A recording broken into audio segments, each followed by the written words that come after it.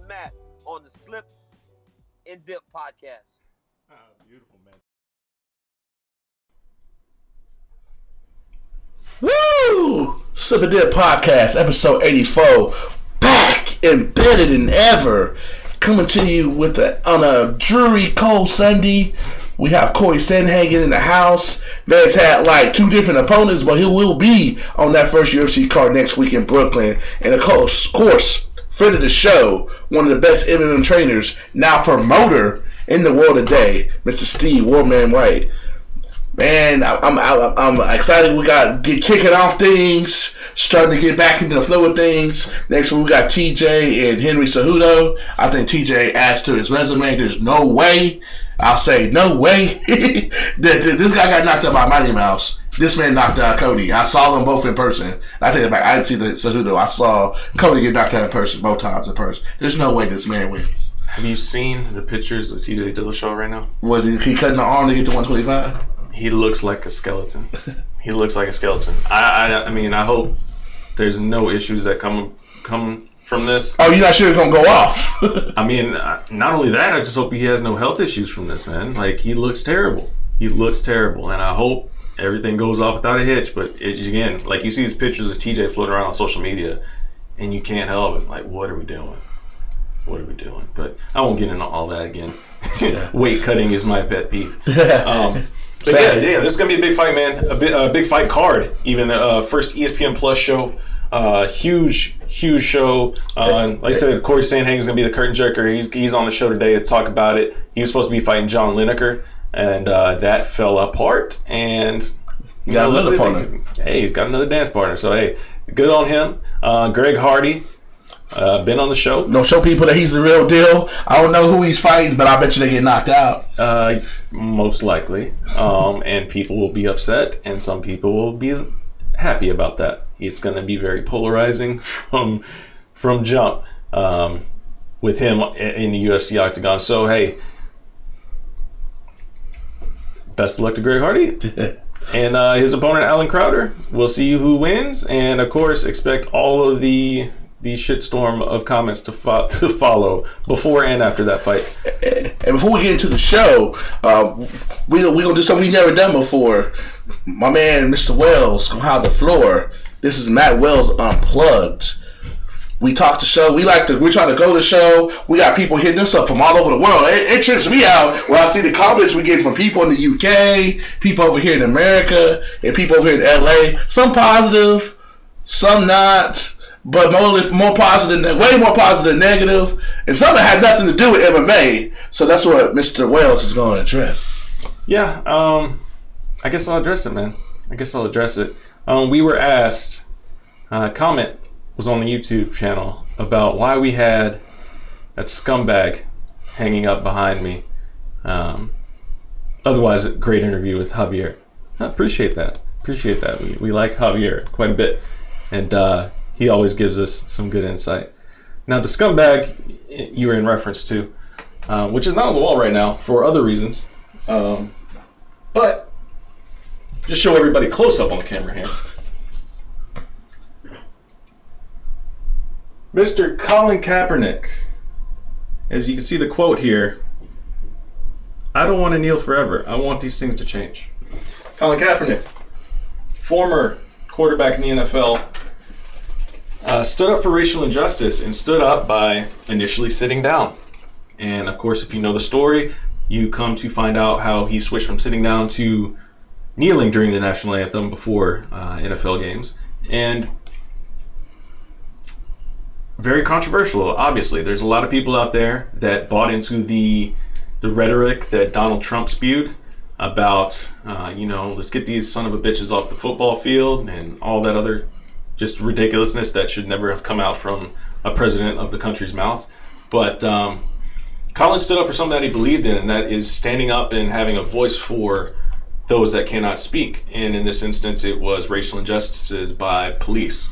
And of course, maybe he did do a couple of things to maybe turn away some people, like with wearing the pig socks. I guess that was his only mistake, which he apologized for. But for him to simply do the action of taking a knee during the national anthem caused so much drama that the original message got completely lost. Now, people call him a scumbag. People call him, POS, a son of a bitch, like the president. The message was, we need to stand up for these people of color that are being mistreated by police. How is that being a son of a bitch? How is that being a scumbag? Did he get on the airwaves and cuss anybody out? Did he, beat up an ex-girlfriend? Did he rape anybody? No. He just tried to get the message out there that, hey, stop shooting black people that don't have guns. And people want to call him a scumbag. I don't understand it. He sacrificed his NFL career, and people like to also play this angle that, he wasn't good enough. That's complete bullshit. There has been some 86, I believe was the last number I saw, 86 quarterback signings since Colin Kaepernick has not been in the league. You want to tell me there's 86 quarterbacks on this earth that are better than Colin Kaepernick? I will call you a flat-out liar to your face. So people buy into this right-wing rhetoric that Donald Trump is headed up. Of course, the leader of the white supremacist movement. Yeah, I said it. That's what it is.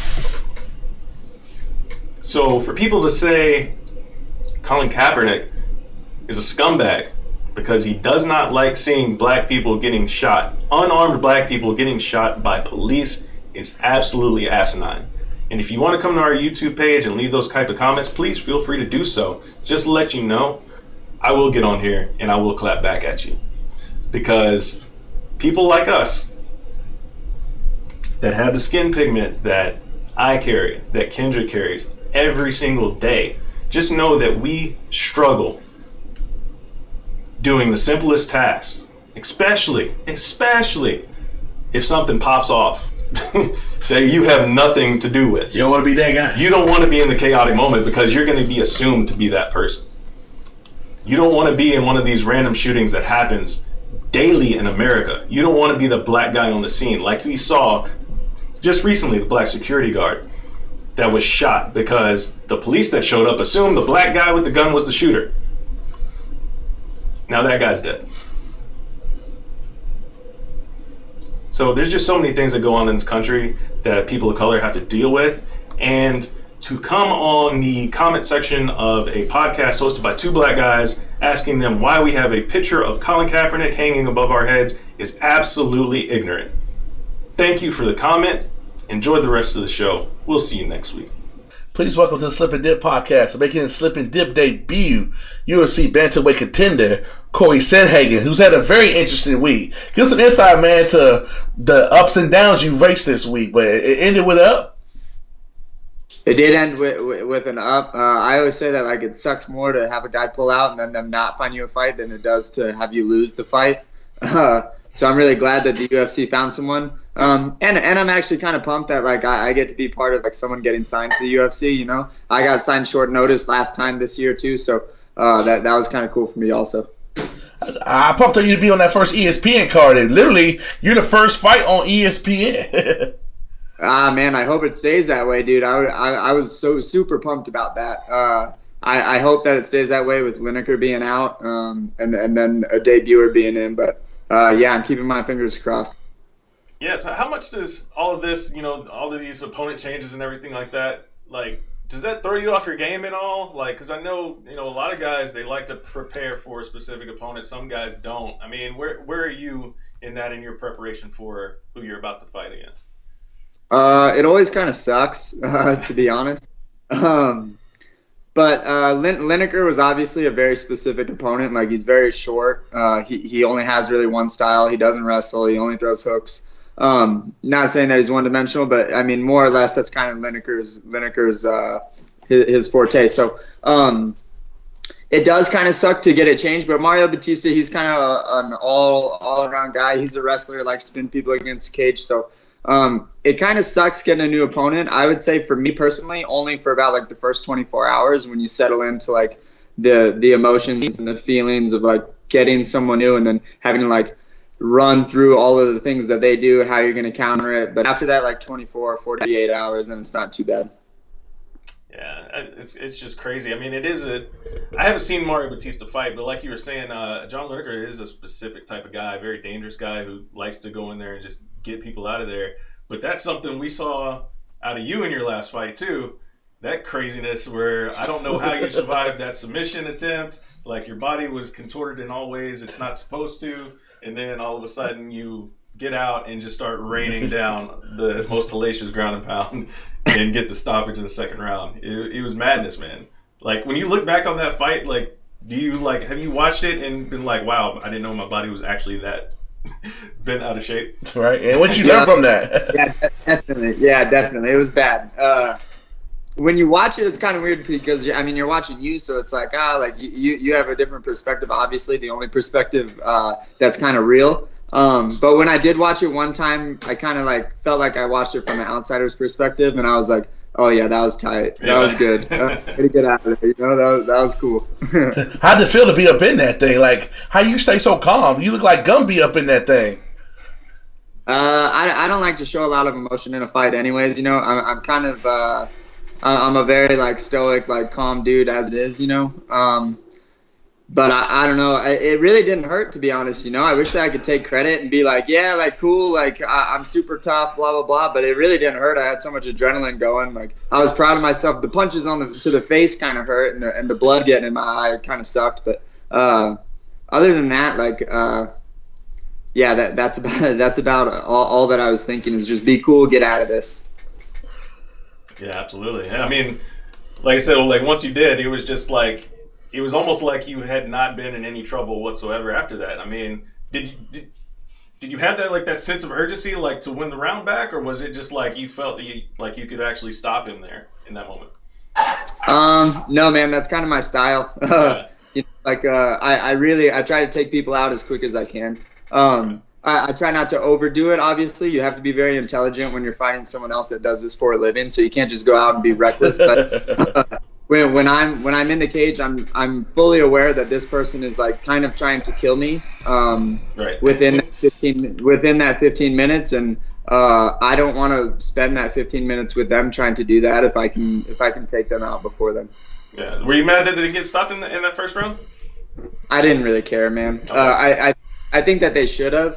Only because I saw his eyes roll a couple times, when I was hitting him, and body language wise, everything, he was out of it. I think that they should have probably stopped it in the corner, or his corner should have stopped it after that round. But I wasn't thinking about it. I was thinking finish him, get it done.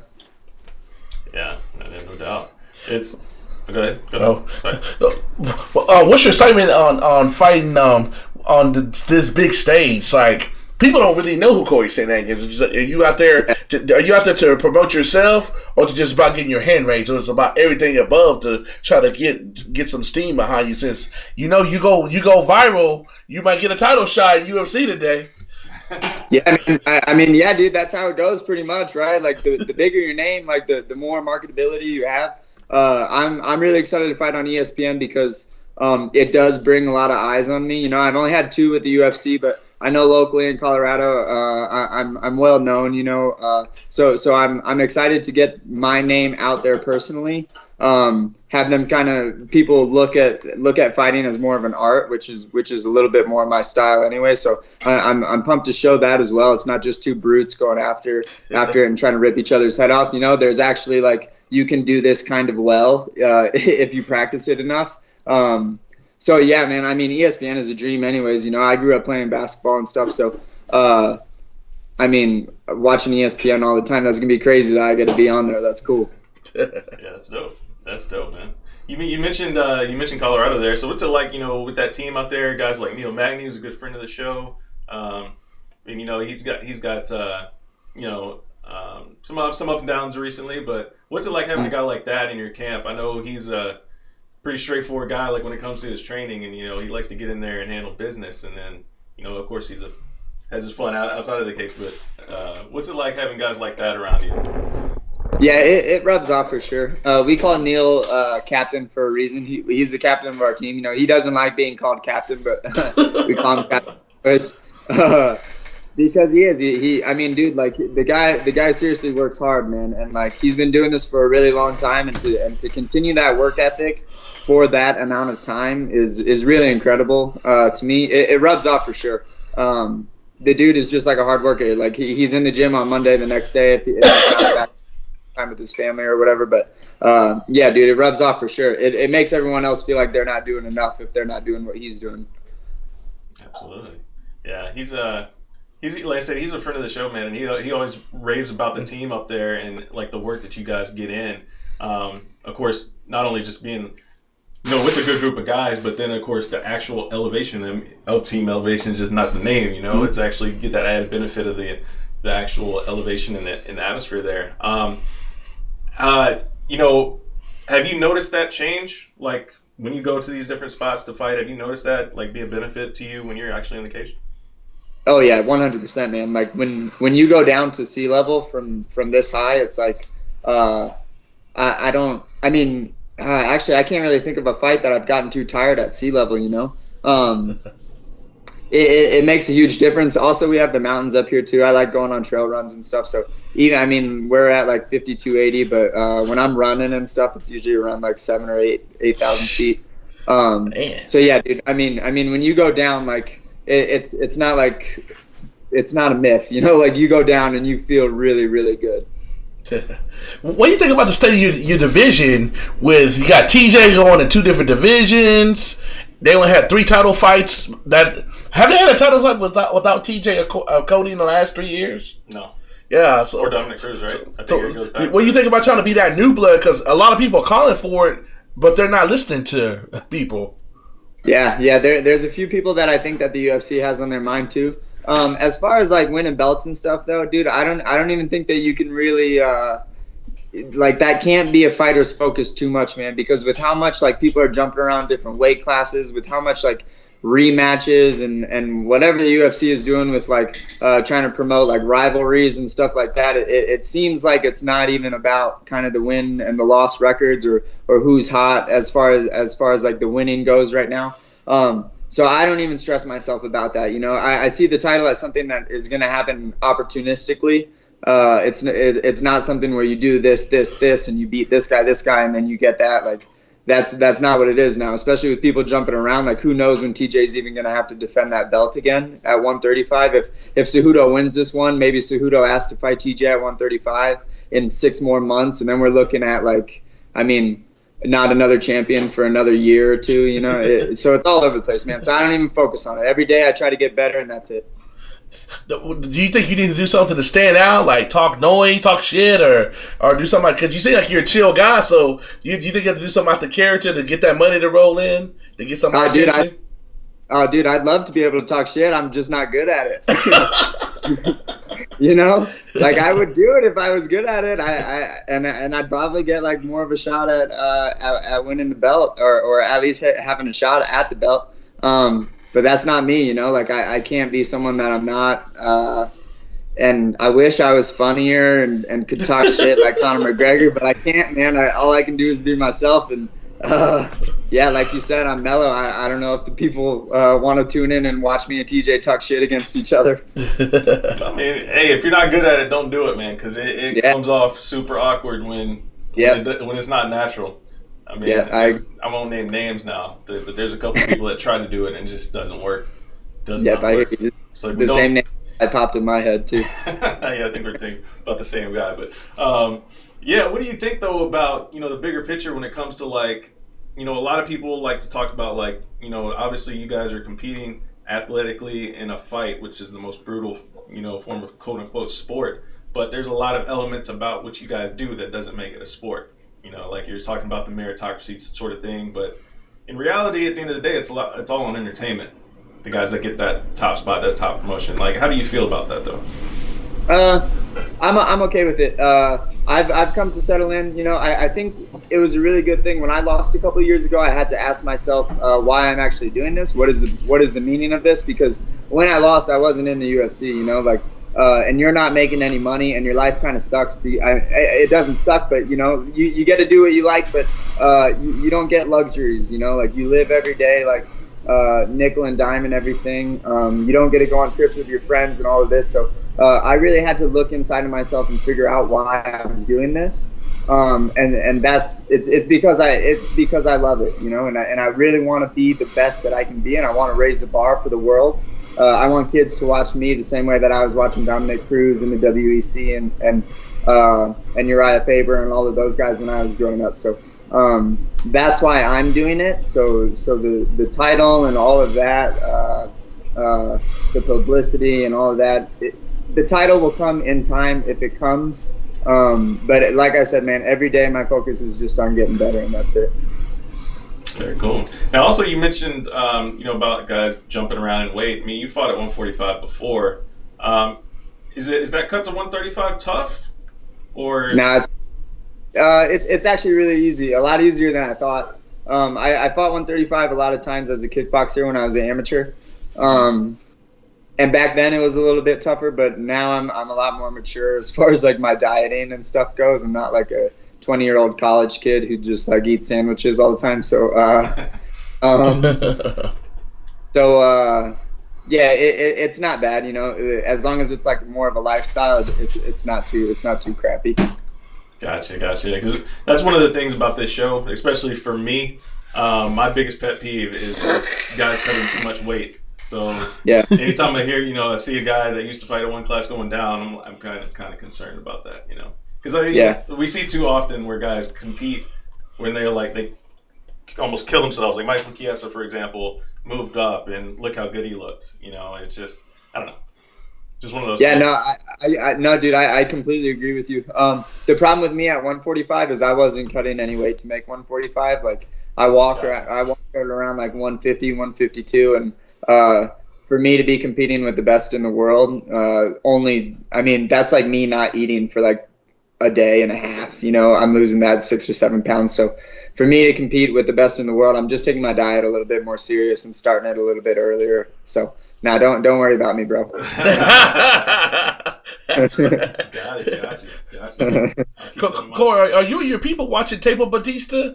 How's that go? Or you just gonna go, I'm gonna do what the hell I do, and it's gonna give me that dub, and everybody gonna know who I am? Or do you guys have a methodical strategy for Saturday night? Well, we use different tools in the tool belt every time. But Batista, he kickboxes normal. He doesn't have any like crazy things that he does kickboxing. There's really only 2 videos that I was able to watch of his fights. He likes to grapple. He likes to pin people against the cage. He likes to throw overhand rights, pin people against the cage, double leg them. He likes body locking. So it's just more about like me making sure that the fight is taking place where I want the fight to take place. But yeah, man, more or less, this is one of those where he's not super extraordinary anywhere, so I can just kind of go out and be the better like all around fighter. No superhero. Yeah. Yeah, that's awesome. So when do you leave for Brooklyn? Are you in Brooklyn now?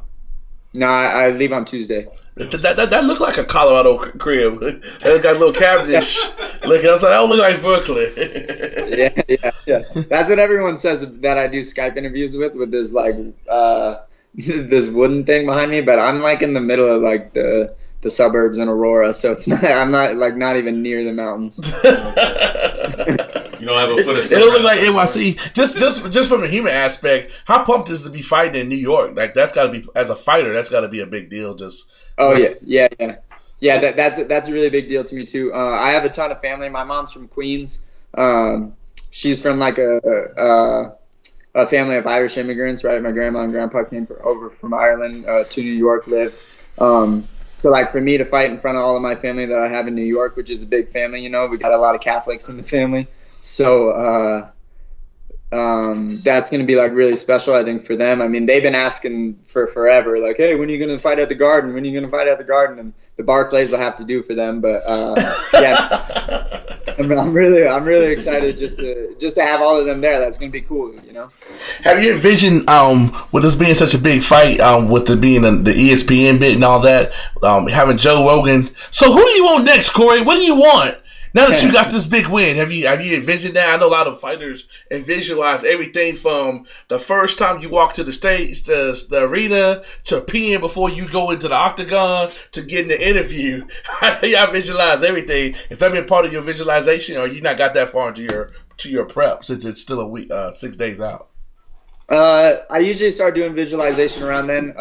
I work with a sports coach right now, so really visualization only is super beneficial for me when I'm feeling a lot of nerves or when I feel like I need to kind of really focus on excelling in some certain area. So, for example, Mario being really good at pinning people against the cage, I'm very focused on what I need to do from there. So that's like burned into my brain. But as far as like step by step like that, I know everyone does everything differently, but no, that doesn't help me too much.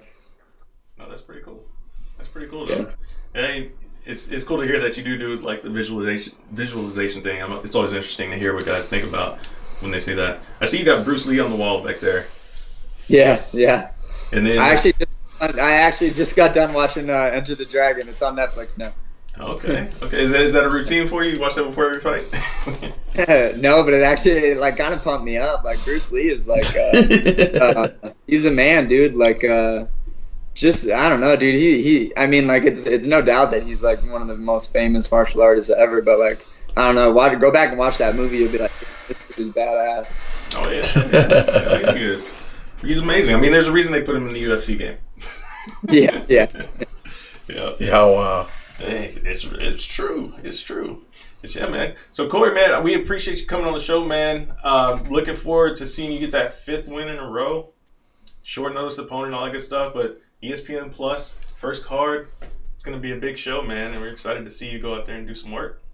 Oh yeah, thanks, fellas. Thanks for having me on. I appreciate it. Good luck, man. Hey, if you get that win, we're gonna have to hit you up because our motto here on Slip and Dip: if you ball, you get the call. So look for another call.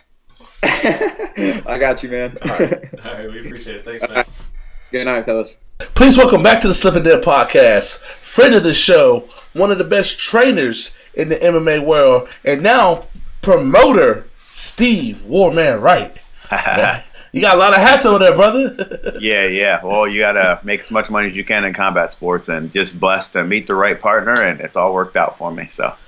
What do you think of where we at in MMA today, 2019, about to be on ESPN? What do you think about the landscape? Because as much as it's changing, I think we really ain't going to see how MMA is going to be for, like, say, the next decade until mid-2020 when we're in the middle of this deal, the whole Dana thing coming up, and if ESPN picks MMA over boxing, because I don't see how they can stream both of these forever. They're going to have to pick one or the other. For me, I think that they will, because it's just about content. You just want to have as much content as you want on the channel, and that's so I've got DAZN, and I got it because of Canelo. Like, that's why I got it. See? So once I got it, and of course I get the Bellators on there, but I realized looking at it, there's not a lot of content on DAZN right now. I've got to wait for the events to come up, and I'm patient because there's going to be some months where you get 2 Bellators and 2 boxing, and it's worth it by itself. Like, that would make it worth the money for it.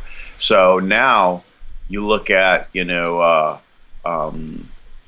only $5 for the ESPN thing, and it has boxing, and I would just keep as much content on there as I can. They've got all their shows, and they're continuing to make shows. In the end, I think they see it as the future. It's getting away from hardware stuff. It's getting away from, whatever your new DVD player. If you think, here's a way of thinking about it. There used to be a PlayStation 2, PlayStation 3, PlayStation 4, and now all of a sudden there is no excitement for the next PlayStation game because people realize the future isn't going to be in the next hardware thing. It's going to be in something that you can stream and go through a device that people have already. So if they have that kind of, format right now for boxing or for MMA, and ESPN's like, okay, not only am I playing games, because sometimes people just want to see Zion Williams. They don't care who he's playing. And we don't necessarily want to have Zion Williams versus, Appalachian State. But I'll hop on the stream to watch it because I want to see Zion. And then the next year's Zion. So it'll always be like that. For me, I think they're fine doing both. Now, as far as the landscape of it goes, I guess I don't know. for me, I remember the excitement that everybody had for Fox. Like, I remember how they responded when it first came on, and it's almost like MMA made it. We're on a regular TV. Around that same time, ESPN was getting Monday Night Football. And then they were like, what's going on in football? That ESPN has now got Monday Night Football, and it's no longer on ABC. But the highest ratings that they've ever had for any football game for Monday Night Football have all happened on the ESPN. Like, all of the big numbers happened. They've beaten all the old school numbers, and those numbers were when you didn't have the competition of 700 channels. So if ESPN's getting it, I'm just going to be patient and kind of see how it works. Fortunately, because of that I don't think that nothing's trickling down to their pockets anytime soon. I think that everything will pretty much stay the same there. And of course, we'll see what happens. I think there's going to be a bigger thing when the Reebok deal ends. That's what I'm most curious. But as far as how things go now, I think that's just going to stay the same. Do you think the Reebok deal is actually going to end, though? I think I can see him just re-upping and, be even more less accommodating for the fighters as it is already. Well, let me think about it. Correct me if I'm wrong, but the Reebok deal was, I can't remember the years, but it was for $80 million? I don't remember off the top of my head. I'd have to look it up. Okay, but James Harden, his deal's for $200 million. So if you can get a whole sports organization for $80 million, as opposed to getting one individual for $200 million, and LeBron James getting $200 million,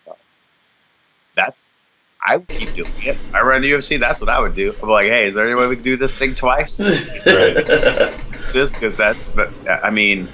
only thing I can think of is, would the second deal be bigger than the first deal?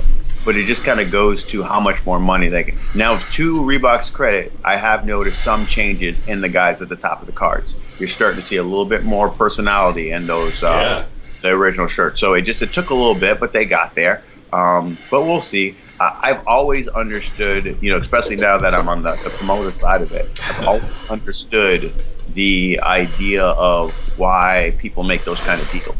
And in the end, a lot of people feel like a promotion should be about its fighters. Unfortunately, the way this game works, promotion always has to be about the promotion first. It always has to be that way. There is no...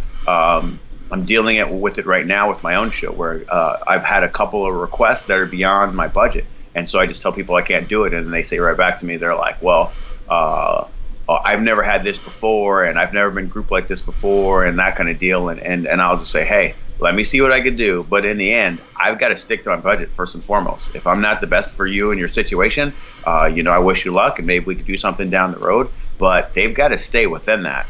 And I know right now the people at Reebok, they've got to figure out the people at the UFC, if this was sold for whatever the price was for the UFC, they've got to figure out how to get that money back and make money from it. And that was a big money put into it. And I can't imagine that the trickle down will go to the athletes right away. And I think that the athletes get paid okay, but they just don't get paid as much as what's coming in. I think that's kind of what the problem is. Yeah. I think I just read somewhere it was $70 million over 6 years. Is what it was. Yeah. That's for one guy. I mean, for a whole organization as opposed to one athlete, that's amazing. Yeah. No, that was for the UFC deal, rather. For the UFC deal? Yeah. Yeah, that's for the UFC deal.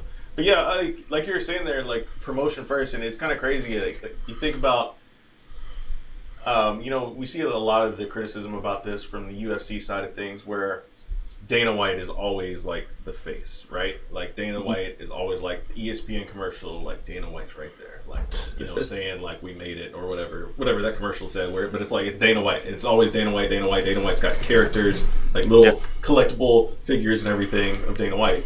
And he's arguably a top 5 star in mixed martial arts. Period. Like I wouldn't even say arguably. Top 5. Yes, that's not even an argument. He said arguably. That's definite. Like but. That's also tied into the fact that he is the UFC, like he's that brand. So, I mean, we see it. We see that exactly what you're saying with the UFC, and we see it with Bellator too. Scott Coker, like he's attached. It's like it's the only thing in the world like where you think of the name of the promotion and then the guy that's running it, right? Mm-hmm. I mean, it's the same thing with like rising overseas as well. Yes. It's, I don't know. I mean, I see why people would get so upset about it, but I think if people had even just a few minutes, like working alongside those guys, they would understand why. You know, because they like the turnover of fighters is crazy. Like you can't.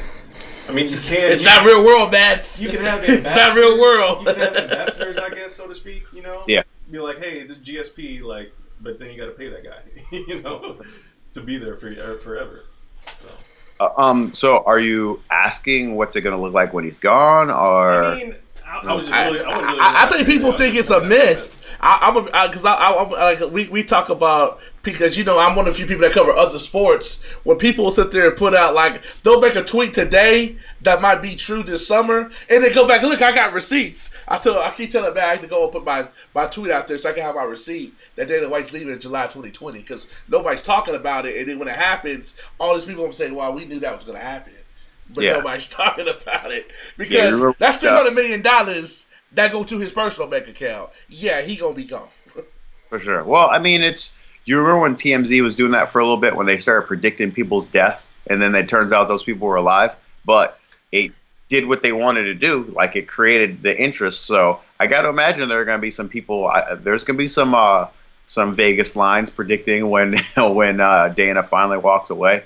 I guess his role can be replaced in terms of doing his job, but in terms of being who he is to the sport, I don't think it can be replaced.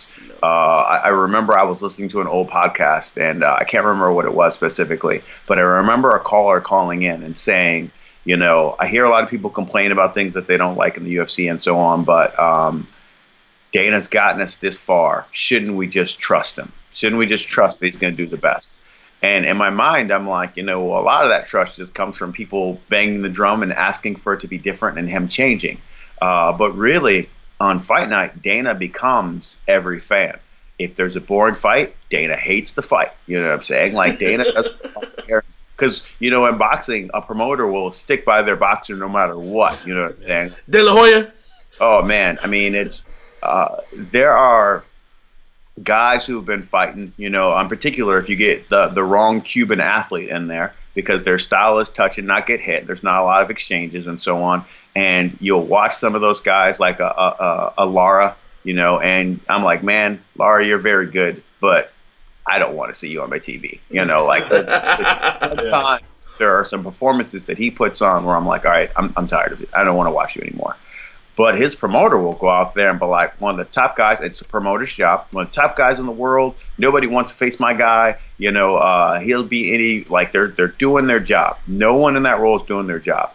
Dana will talk like a fan in those situations. So if you go out there and you're not performing well, you better not say nothing to Dana in the back. Like, you better not argue. You better not get on the mic and say, well, you know, I want more pay. I want more, you know, we need a union. You better not say any of that kind of stuff if you come out like not performing well. And Dana will be the first one to come out and just say it to the crowd without hesitation. That fight sucked. You know, the people were doing the wave during your fight. I remember he said that to one of the guys. And then I remember another person, if you put on an epic, awesome fight, you're getting the bonus for sure. I'll forget this, when Johnny knocked out Fitch and we're in the back, Joe Silva and them, I guess there was a break in the action. They came in the back and they told us we were getting the $70,000. Like, before the last two fights had taken place, they told us we were getting it. Because, of course, Fitch at that time was like, you know, he's still the #1 contender and he'd only lost to George. He was awesome. So they do fan stuff like that. Stuff that, like, if you were sitting in the crowd, how would you respond? Who would you want the money to go to? A lot of times that's how it happens. And I think that's, despite the fact that there are, of course, the faults of Dana White, you know, of course, you know how he responds to things, and, you know, his rapport with the media, of course, has been definitely, you know, ups and downs, and very critical of people who are critical of them. He takes that stuff personal. He really does. But at the same time, there's a huge community of people who watch the brand, and if they don't know none of the fighters, they know Dana White, and they look for his response, and they love his after-fight interviews. It's just kind of a different game. So I think someone can fulfill his role as far as what to do. I mean, in fact, I wouldn't doubt it saying some of them could do it differently and better in certain areas, you know, as far as production, stuff like that. But as far as the figure of Dana White and what he means to mixed martial arts and who he's been, I connect him to the UFC. Like that's how I see it. Yeah, no doubt. And I think like you're saying, like with the fan stuff, like sometimes he goes overboard with it. Like for a guy that's in his position, like okay, you can say that fight sucked, but like you don't have to completely throw the guy under the bus because you're gonna still have to promote that guy like a couple of months from now, or that guy or girl, you know, a couple of months from now, and it's like he just goes too far with it sometimes, especially when it's his champions. He does it to his champions. Oh yeah. No. Mainly it's the champions that look like us. Let's keep it real. Let's keep it 100. It's the champions that look like us. Let's keep it 100. Yes. Well, I mean, yes. Kendrick, I definitely understand it there, but I'm gonna disagree with it a little because I do think that Jose Aldo has got it at some period of time. I just think it's if you're not a over the top superstar, you are susceptible to it. Oh, that's true. Understand that some people I understand both sides of it. So of course I'm sure you saw it. I've been working with Kamaru Usman. We just started camp and I've been working with him. He's going to be here for a few weeks and then he goes time out. That's breaking news. So we come to the gym and holler at y'all, right? That's breaking news right there. I thought that was known. I put that on the ground. Kendrick's just not on social media. That's all. Oh, okay. No, it's not like that. I got to holler at Fort Worth then. Okay. Well, I mean, he still does his everything and where he lives in Florida, but he started camp here. We already started game planning and doing what we normally do when he comes down. I've been working with Kamaru since before he was in the UFC. Like I've known him for a long time. Off air, I got to get with you on that then. Okay. Well, so he's in town and we've been working. Woodley, as you can see, clearly was not interested in the Kamaru fight. Like there are other fights that he would rather have. Woodley right now is frustrated because there were fights that he wants to have, and for whatever reason, the athletes that he wants to fight are not interested in fighting him back. And he feels that it's the UFC's responsibility to make those fights happen no matter what, whatever it has to happen. And he feels like if he were to be a Conor McGregor or a GSP, that they would make those fights happen for him. But because he's who he is, they feel like he won't. That like they're just not doing it. But in truth, it happens on both sides. For me, I think the reason why he hasn't gotten a Nate Diaz or a Nick Diaz or a DSP is because they don't want to fight him. Like that's why I don't think that those fights have happened. I think if those guys were interested in fighting him, they would have done it, and he would have been able. Because as soon as he won the title, he said it right away. He was like, "Now I'm gonna go ahead and look for some fights where I can do the best for me and my family." He was not trying to fight the #1 contender when he won the title. He's trying to fight somebody who's famous. Like he has the right, and he looks at like a Bisping. Bisping wins the title, and then Bisping, first thing he says is, "I'm trying to keep this thing too. Who do you want? Whitaker, Romero?" And he's like, "None of those top 10 guys. Go ahead and give me a guy who's lost 4 of his last 6. Let me go ahead and get Henderson because it's the way that happened." So of course everybody was upset and they went crazy about it. Right. In the end, Henderson said yes right away. Of course, right away. Of course and he is. Got it. And then when he was sitting around, it was supposed to be him and Romero, and there was a possibility for the GSP fight. GSP was really interested because GSP saw him as clearly a favorable matchup for his skill set, at the level, not a huge guy at 85. Like he saw him as a favorable matchup. Bisping thought, okay, I'll just stop the double leg and I've got the heat. And then he goes out and that fight happens. I can understand how Woodley could look at those situations and be like, I want one of those. But in the end, it happens because both parties make it happen. If one party thinks that it should happen, and then you're looking at the UFC, you got to make this happen like you made it happen for the other guys. It happened for the other guys because of both parties, and I think that's kind of what came. So I understand that part of it as far as some of the champions feeling that way. I know Nunes was not particularly excited about fighting Valentina that second time, but I think she knows that style gives her problems because how you knocking out Ronda and Cyborg and you haven't even stunned Valentina yet in 2 opportunities, so it's not like it was a fluke. For sure. And again, she wants a fight that's going to be profile. And I remember she said sometimes the athlete will get in their own way. And I think Nunes is amazing, but she said something interesting one time. When she's getting ready to fight Ronda, she says, I'm going to fight her and I'm going to beat her, and then I'm going to challenge Ronda again. And then I go, if Ronda were to beat you, she wouldn't want to challenge you again. She's on to the next. That's part of being who she is. That's part of being the Conor McGregor. As soon as Conor McGregor gets a win, he's not trying to rematch anybody. He's on to the next. That's what his mentality is. When you're on top of the mountain, you've got to have that kind of mentality. But if you get to the top and you start looking for particular fights to stay on top or to keep yourself there, you think that are high profile, by default, you are admitting that the other athletes are bigger than you. And I think that that's something that people should be more conscious of. Just something I would talk to an athlete about, because unfortunately, you hear it all the time. I see it all the time on Twitter after anybody, Nunes, of course, people are calling her the GOAT now, and she's an amazing fighter, and she definitely has the resume. But people are saying, if the UFC had promoted you right, and I said it on this podcast before, not everybody's meant to be a superstar. It just doesn't happen that way. Being good, being great does not guarantee you're going to be a superstar. There's something about an individual that reaches across the aisle that some people have and some people don't have, and it will always be that way. And if your fighter's good, then they're a good fighter. Does not mean that they've done anything wrong. Does not mean that this is some ability that they have. You just haven't given them the opportunity. It just means that the people have gravitated towards an athlete, and they haven't gravitated towards your athlete the same way. They still appreciate your skill. They just don't see you in that way. And the pay-per-view sales will do it. If Ronda had fought Valentina, I guarantee you the numbers would be 4 times as much as the numbers of her fighting Nunes. And I don't even know what the numbers for her fighting Nunes are. I don't know what those numbers are. I just know that I'll say 5 times as much. It's because she's Ronda, and a lot of that is Ronda done. There is something to, all right, everybody knows you're going to do this. Everyone knows you've got an armbar. We're going to go out there, and we're game planning and make sure you don't get armbarred. And everybody in the crowd is like, she got to get an armbar. And she fooled around and did it for like 4 or 5 fights in a row, first round. Some of them under like that. That's in split seconds sometimes. Exactly. Cat, 14 seconds. There's an imagination part to this, and there's something that blows the imagination out of the water when everyone expects it to happen, and it happens. And I watched the Tyson documentary, I should call it the 42-1, the ESPN thing that they did on the big, of course, epic, biggest upset in sports. You could probably make the argument when Tyson Buster Douglas one. Did Douglas. Like I do think it's the biggest upset in sports. It's got to be your 1 or 2, but it's up there. But anyways, what they're talking about it. Literally the breakdown of it, everything was literally going wrong for Tyson in his life at that period of time, and everything motivation-wise was going right for Douglas at that period of time. And he was great that one night. After he was great that one night, Douglas didn't turn into Tyson. You know what I'm saying? He turned to a pumpkin. Exactly. He had the title for 4 or 5 months, and then he lost it.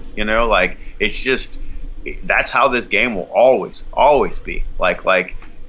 If you beat someone like that, it's not, the rub as Cormier says sometimes for wrestling. Doesn't necessarily mean it's going to happen. You've got to have a different appeal about you. Yeah. Some of the athletes that are at the top that have their beef with Dana, I think some of it very much is because they're frustrated. They're not the star they thought they were supposed to be, and they think that it is within his ability to do. And I don't think that it is in his ability to do. But on the other side of it, he has gone crazy on some of the guys that are titled like champions, to the point where I'm like, all right, this isn't even an argument. You're just kind of venting right now. I see both sides there. But Steve, there's only 5 people that you know by one name. A Bones Jones, a Ronda, a Connor, a GSP. Brock, yeah. There's only like a handful of those. So what do they have to do as a whole? And I'm disappointed in you. I thought you listened to the podcast. Amanda Nunes is the GWAT. GWAT.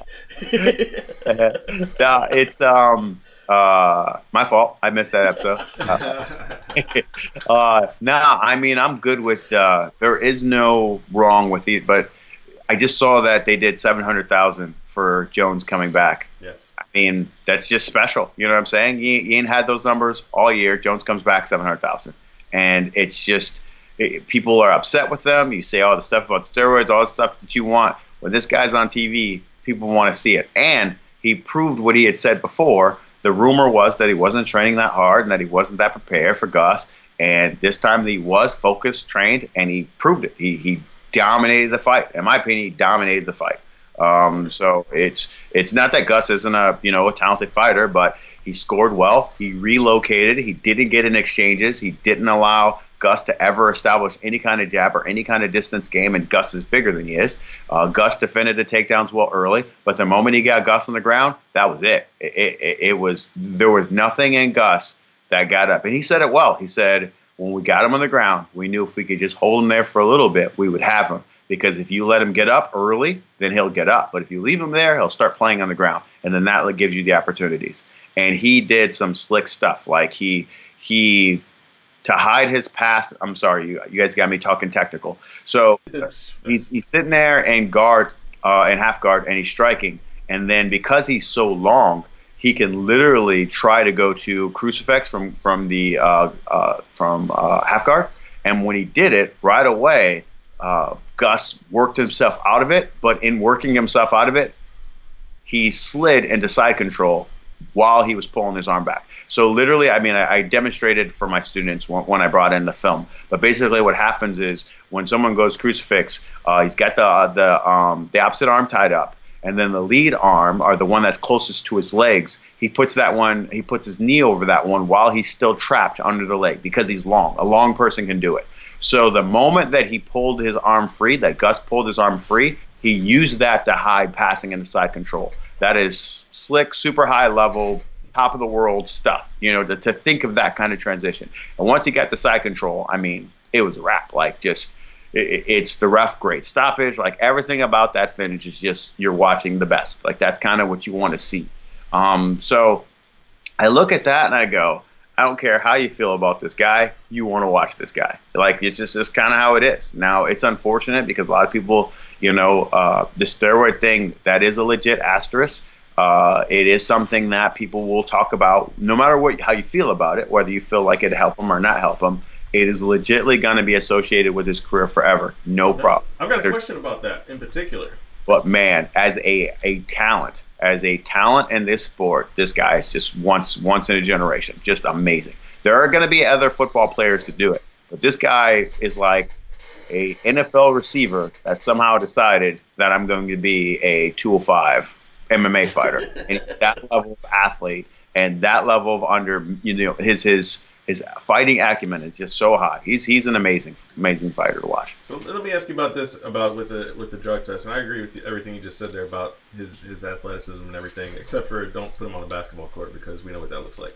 Yes. The drug testing thing is weird, right? Because apparently this is something that scientists don't really know a whole lot about, but they went with this whole thing about it's something that the long-term metabolites will pulsate and show up on tests from time to time. Well, So he was pulsating leading up to the fight, right?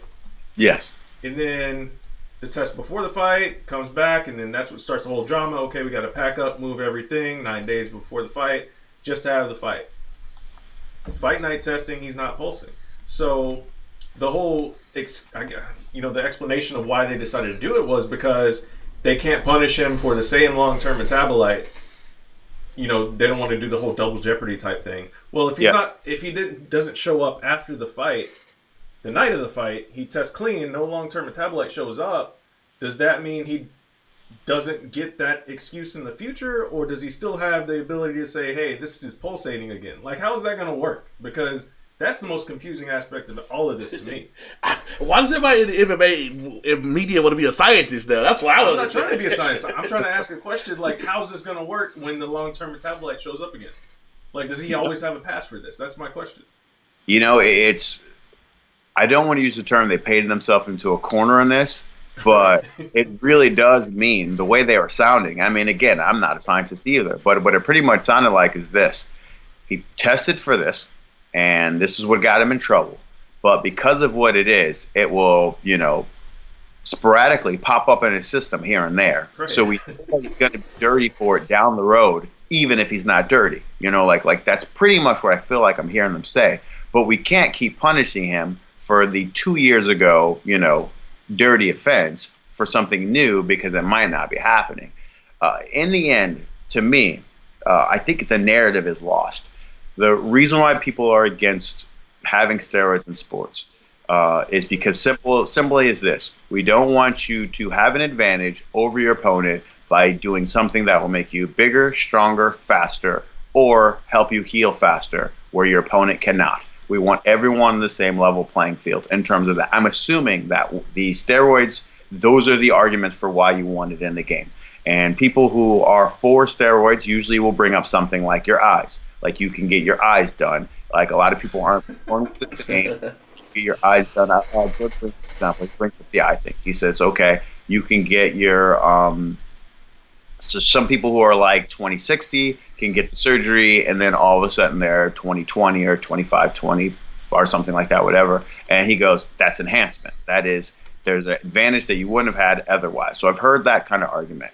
But the big thing I think that I want to know on fight night is the separation and are the reason why someone won or lost, is it based off of the athletic ability that they were born with and the skill that they were attained? That's what I want to know. Like, that's what I want to know in every sport in the world. That's what I want to know.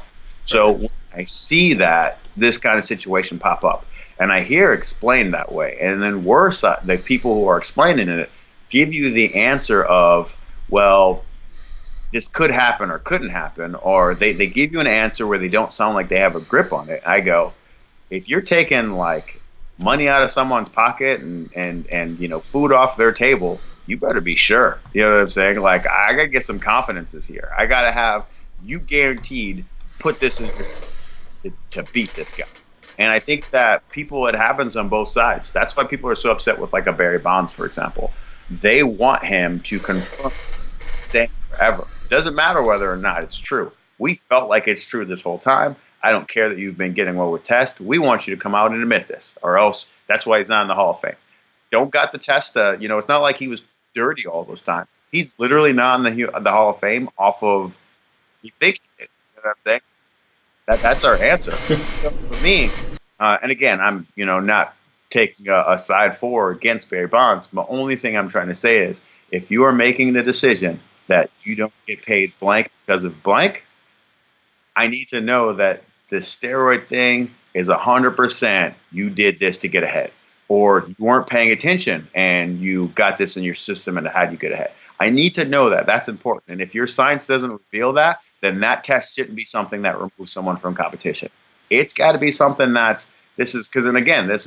trained, Johnny Hendricks, and we're starting to get it. I've watched Johnny forever. If you guys saw Johnny in the offseason, you're like, that guy's not on steroids. You know what I'm saying? For his big kid, Well, really, the only argument that you've ever heard for it is he used to get KOs for a period of time, and then, he started going against tougher competition. Style-wise, we prepared him to win rounds as opposed to just winning by knockout. We had to change him eventually. We couldn't just go out there and KO everybody in the first round when you're doing 5-rounders.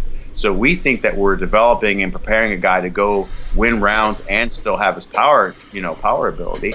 Competition gets tougher. We think that that's us getting a guy better. Here we are 4 years later. I saw something on Twitter the other day where somebody's telling me for sure Johnny Hendricks did steroids. And I'm like, what? You know what I'm saying? Like, just the word of mouth of people goes a long way. And now it's so powerful that it goes over drug tests. Like that's kind of how it's world. So I look at people who are just so confident that the science can be beaten, and I look at a John Jones situation where it seems like he turned himself over to whatever power, and it seems like he admitted that he had something in his system. And then the people who come out, who put him through the first trial, who put him through the first suspension, they come out and they give you the kind of answer that they give you now, and you're like, you guys don't really seem like you've got a handle on this, Like it's tough, and that's the whole thing with what's it, War Master? Josh Barnett. Josh Barnett. That's his whole thing. He goes, I'm looking at how you guys are testing and how you guys are doing this. You guys don't seem like y'all have got it figured out. And the unfortunate thing is, it really is the hardest testing in sports right now. It's harder than NFL, harder than hockey, harder than everything. It really is the hardest thing in sports, but people are still critical of it. So I wish I could give you a straight up, this is how I feel about that answer. It's too convoluted. It's just so much to it. There's new information coming out all the time, man. There's a lot to this. So it's harder than the Olympic style testing? Well, it is Olympic style testing, isn't it? Yeah. I thought it was a variation of it. I know it was like full. Oh, okay. Well, it's a variation of it in that you have to give your whereabouts all year round. And the thing is, here's the funny thing. I know you told me about that. I take what you say like in just a personal conversation.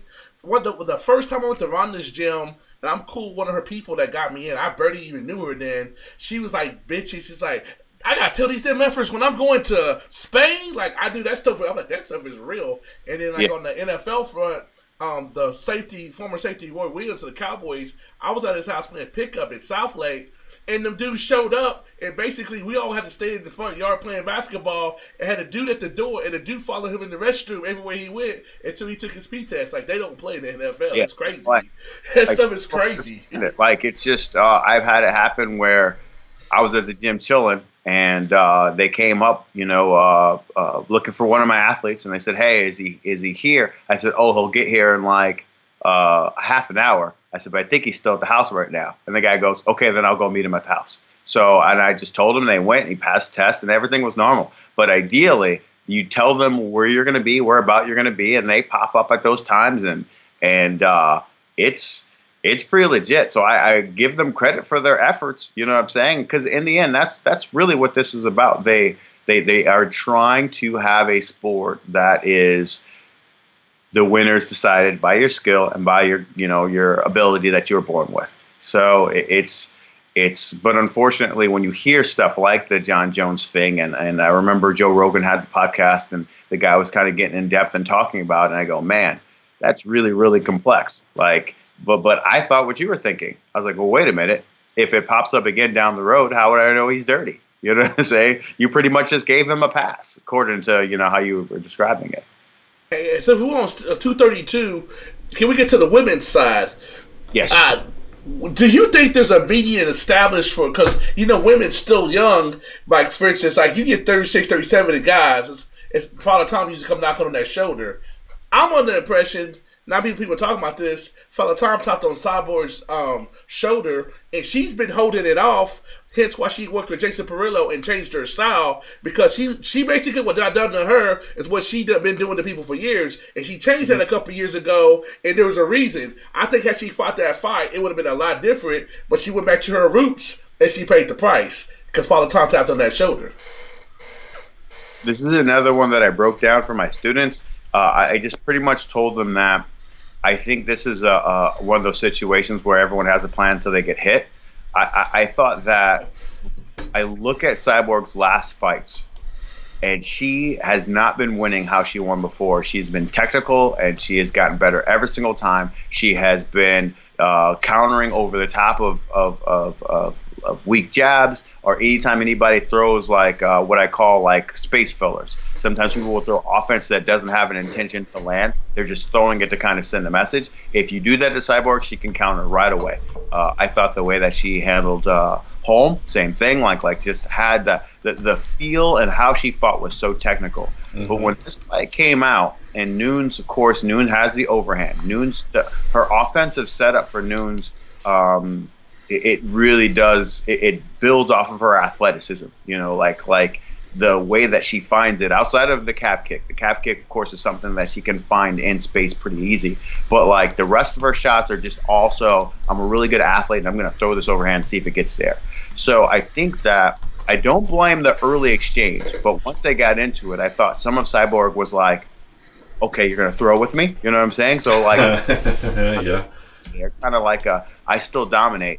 And then the moment that changed the fight for me was when Nunes went calf kick, and then she got her feet back, and then she went with the flurry with the right hand right afterwards. Really good transition. I call it feet to hands type of combos. Like usually you'll go combo to kick. She went kick to combo. So once she got under the calf kick, and at the moment Cyborg was already on, all right, let's battle back. So it really knocked her off balance more than usual. And then as she's getting her balance back, she got hit with the right hand. So she was stunned, and then she walked, not hurt, but still kind of like good shot. So she walked after her, and all of a sudden she turned into 2008 to 2011 Cyborg. Let's go ahead and just start, throwing these goon shots, and let's gonna get the W. And her feet are not in a good place at all. Like if you look at how her feet are when she's exchanging, they're almost even. And the reason why boxers are able to take more shots than than you see in MMA because of their stance. Their stance enables them to take shots, roll with shots, and so on. But if you're looking to kill somebody, sometimes you just forget about your feet. And I think that that's what happened here. I think that she got hurt. Everything went out the window. I want to hurt back. And she goes over there. And Nunes didn't have the best feet either. Her feet were like pretty much close to the cage. But because it's early in the fight, if there's one thing you should know about Nunes, go ahead and give up round number 1. If you can get her into round 2, 3, 4, it's not that she's not dangerous. She's just not as dangerous. So if you're going to take those shots, take them in 4 or 5, like you see with Valentina. Valentina lost round number 1. 2, 3, 4, 5 look way different. You know what I'm saying? Like just and that's just the most recent example. You know, you go through her history, she's always been a fast starter. So for me personally, I look at that fight, I look how it took place. I really do think once she scored that shot, everything mentally changed. And did you see did you see her documentary or her own personal, embedded that she does?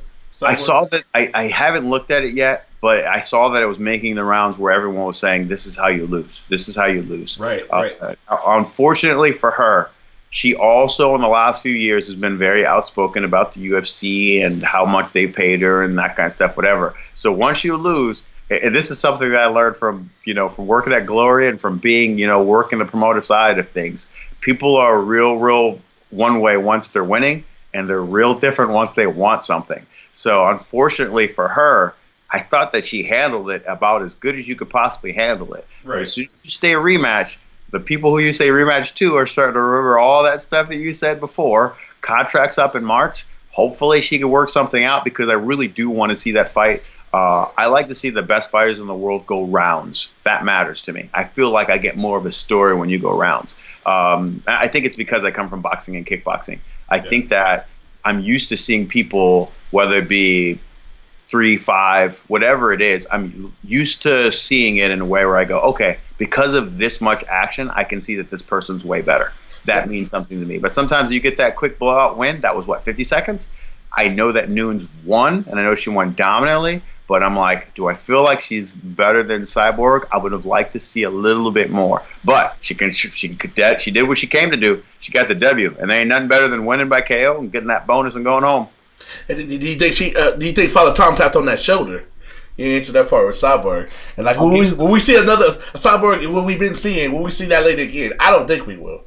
Well, give it some time. It depends on who's in front of her. Let's say you put Kat Zingano in front of her. I bet you'd see it again. Exactly. Because Kat Zingano is plotty and she's strong, but she moves forward and she takes a lot of offense and she wants to grind on you. And Cyborg cardio has never really been an issue for Cyborg. So like you see her fight, then you're like, she's back. You know what I'm saying? Jose Aldo, there are moments where I'm like, man, Jose's been doing it. The weight cut, he's been in the game for a long time. And when he was going against Stevens early in that fight, one of the things I as a coach look for as far as telling you when your time's too much, all of a sudden, when you get hit, it looks like a surprise. Like the look on your face is like, I didn't know I could get hit, or I didn't know I could get hit there.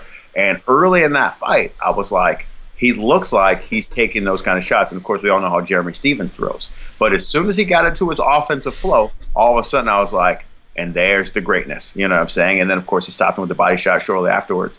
So it's a mix of both. I really do think that Cyborg, is she as big and as fast and as quick as she was before?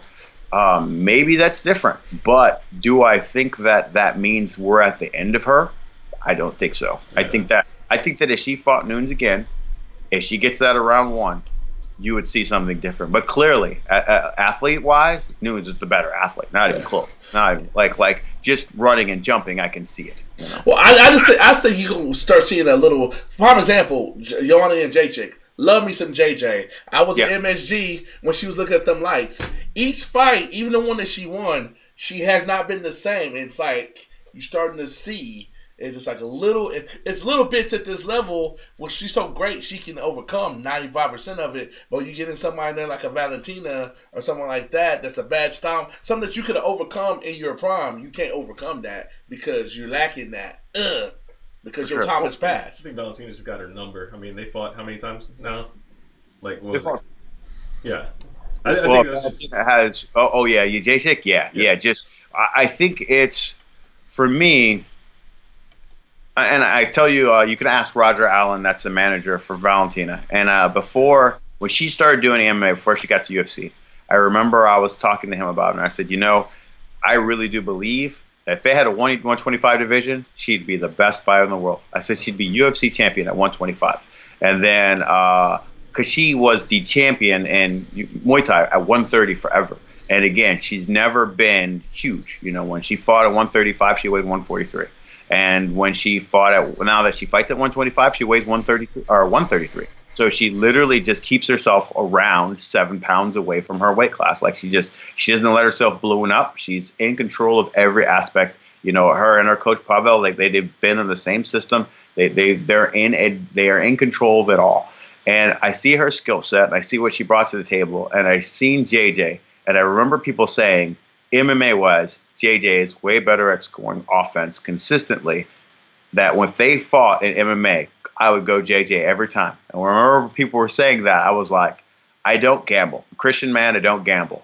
Man, I wish I could on that one. Now, things had changed because she lost. So I think the odds went towards Valentina. If she hadn't lost to Rose and they did that fight, I do think that JJ would have been considered the favorite going in. Like, I think that would have been the case.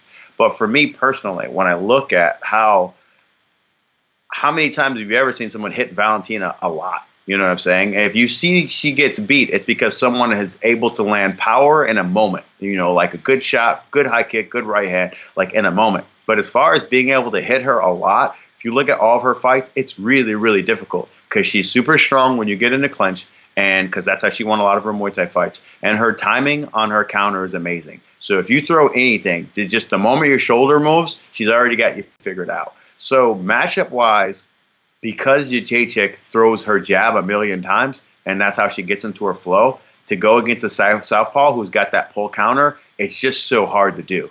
And she was never able to score, and she threw a lot of her offense in space where I don't think that it was able to get there.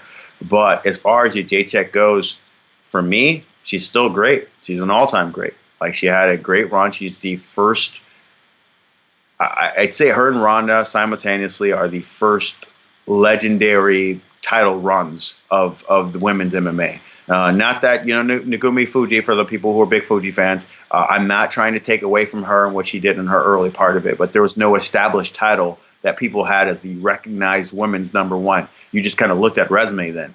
But those women were standing on top, and other opposition was coming, and they were getting wins. So JJ is special, and she had a special run, and she'll still beat a lot of good people. But if you look at it with just old boxers, after you've had your title to run, you're still hanging around there like a Carlos Baldomir or something like that. You get an opportunity against another up-and-coming fighter or a person who's there, and your number is found. So and that's how the game's going to be. Rose got a tough one in front of her. Like, she's got the physicality that Andrade brings to the table is different than any, because Rose is not big at 115. So she's got something to figure out. She's a way better, quicker athlete, but she's got to figure out what happens when Andrade get a hold of me. And both of them have got to figure out what happens when Suarez gets a hold of them. Because Tatiana Suarez is looking like Thanos coming after everybody. Like, she's different. But I don't think her hands are good enough. I think somebody's going to knock her block off because her hands are suspect. Tatiana, I like her game, but I don't like her hands. We'll see. Give it some time. But right now, she gets a hold of you, you're going out. That's right. She's female Khabib. Yeah, exactly. So, and Khabib's, his offense has gotten better because people are so worried about his takedowns. She has the ability to work those other tools if she wants to, and I do think they should prioritize it. But I'm excited to see what's going to be in her future. Like, she is something. I can't see them keeping her from the title right now, just with off the eye test. It's going to be tough to see how they handle it. But we'll see. Maybe Andrade is super strong and doesn't go down. But we'll see. Yeah, I'm excited about that, man. That's for sure. I can't wait to see all of this ESPN era, see what it's going to bring. We got TJ and Henry kicking it off next weekend. So it's going to be interesting to see, man. We got to run, though. Running up on time, man. But Steve, it's always fun to get your insight, man. Especially now that you got the promoter hat on. We're hearing a little bit different side from you. I do have a question for y'all before I go. All right, let's hear it. Who did y'all have as Boxer of the Year last year? Daniel D.C. Cormier. You Boxer. too can be a champ. He said boxer. I said boxer. Boxing. Yeah. Oh. I didn't name one. Yeah. We didn't name one. We have to talk about that one. That one's very, very close. Yeah, I was curious because there was no dominant performer. There was no dominant. I think that's why everybody went with Usyk. You know, I think a lot of people went with the cruiserweight champ because cruisers almost never get it, but because he beat Tony Bellew, and because he, defended, or was three-time champion, he's still undefeated, 22-0 with 21 knockouts.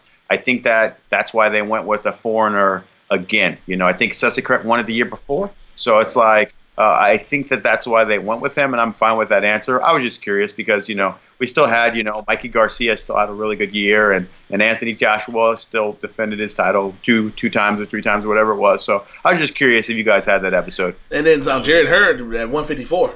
Jared Hurd, yes. Yeah. So. I mean, like, names like Lomachenko always come to mind, but he only fought once. I know exactly, but and I kind of the two kind of meld to me when I think of like the best and who had the best year. So it's like in my opinion, who wins out of Spence and Garcia will have the foot at on the jump of the competition for 2019. Yeah, I mean, I'm so excited to see that we'll one. We'll be there, third row ringside. Ding, ding, ding. I'll be there too. But I think the reason why I'm mostly excited about it is because in my mind, I don't see how Garcia's going to win, but like I'm glad that he did it. Like I think there needs to be Ben Henderson said this the best. When Ben Henderson, I forget who he fought, when he fought the kid from Colorado at 170, and the guy was way bigger than he was. And then the guy came out, won the first two rounds, and then Henderson was not able to get his offense going in the third, and he took him down. And then he was able to get a choke. He did it. It was really, really slick. He was on his back, and then he let him go. He let him sit up, and the guy sat up. And when he sat up, instead of grabbing his body, he went right to the neck. Really slick stuff by Bendo.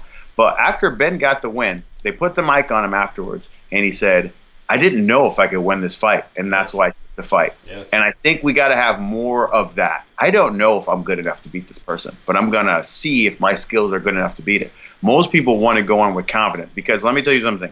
As a coach, most of the wins you see, boxing, MMA, and kickboxing, they're based off of the opposition. You can have the best record ever moving up your team based off of the person on the other side because you can pick and choose them. You can say, I know I can beat this person, and I'm not going to give the person that's a challenge for a while. One of my female fighters, she had a fight offer. They asked me if for a 115, and I had a girl for it. I said, hey, I really like this outfit. I said, we'll take this fight in a heartbeat. And then they said that they didn't want to fight her. They wanted someone with more experience. And then they chose another girl that had no fights. That was Ono as a pro. And I think the reason why they did it was they looked at her and they were like, she's got more skill than we want. We want to fight someone who's got less skill, and we want to get a win off of them. And, I got no problem with that. It's how you build people. Right. So when I look at someone like I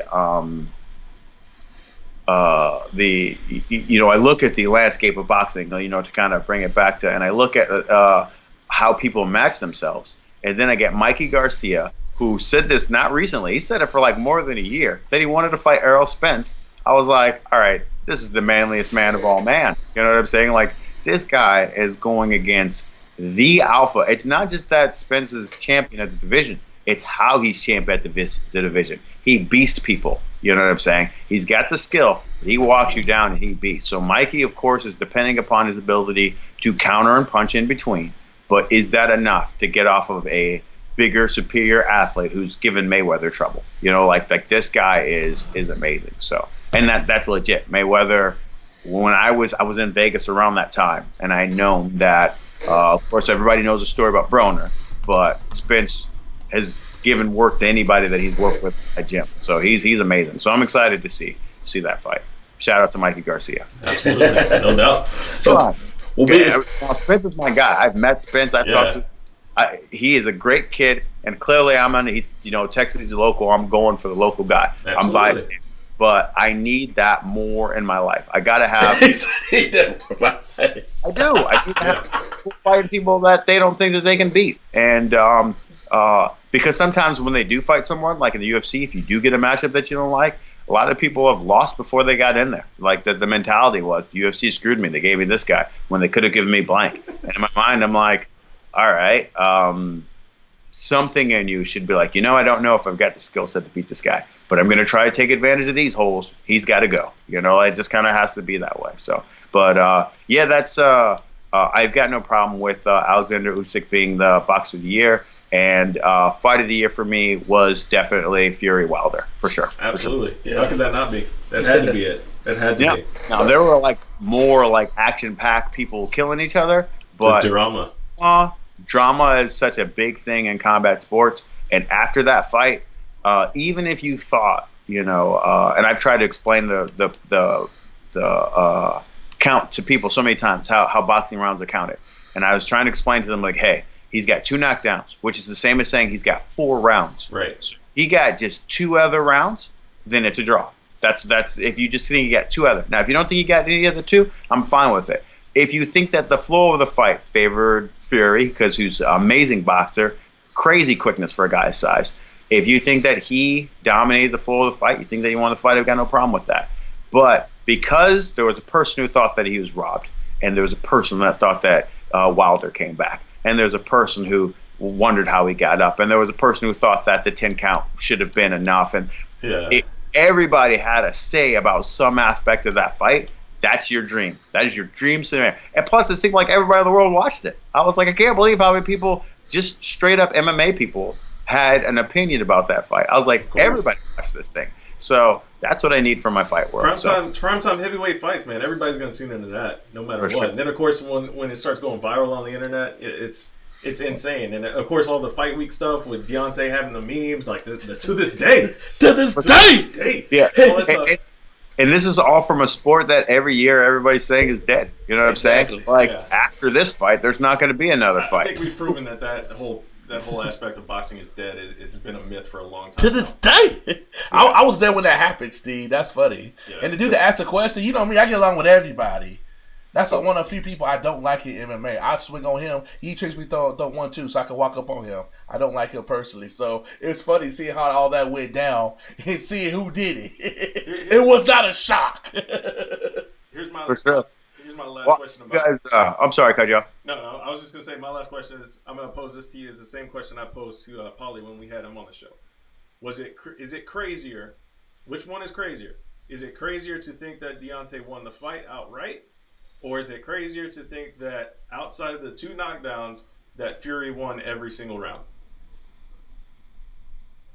Crazy to think that Wilder won the fight outright.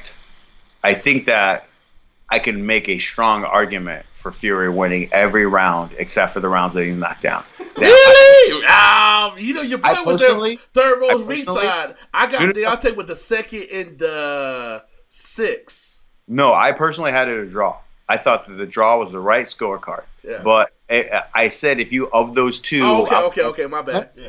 That's the one that I think is the more, okay, I see it. Because I do see it. I can see people with that argument. Because, again, sometimes people, just like judges, get lost in what you call comparison rounds. If the round looks the way how another person wins rounds, sometimes you'll give it to them even if they're not getting the most clean connects. Yeah. And I think that a lot of people fall into that trap, in particular in boxing. So in your mind, instead of counting, all right, who's got the most clean connects, who's scoring most here and here and here, you look and you get yourself into the habit of saying, well, you know what? This person actually, this round looks like the round that they won. So if Fury's like scoring and, touching and moving, even if he's not scoring as much, if he does that the whole round, people are like, Fury's round, even if it's not scoring. But if Wilder scores that kind of round, people are like, well, he scored a knockdown before, so if he's not landing something that knocks him down, he didn't win the round. So your mind is wired to think if the flow of it looks like one person's offense, even if they're not getting the connects, that's why they won. That's something that you saw on the Triple G rematch. If you look at the Triple G rematch with Canelo, a lot of people who have trouble with that scoring, it's because the flow of the round will look like, oh, the jab was really going for Triple G in this one. I think he got the round. You go back, you look at the connects on the round, and you're like, there's a really good argument for Canelo here.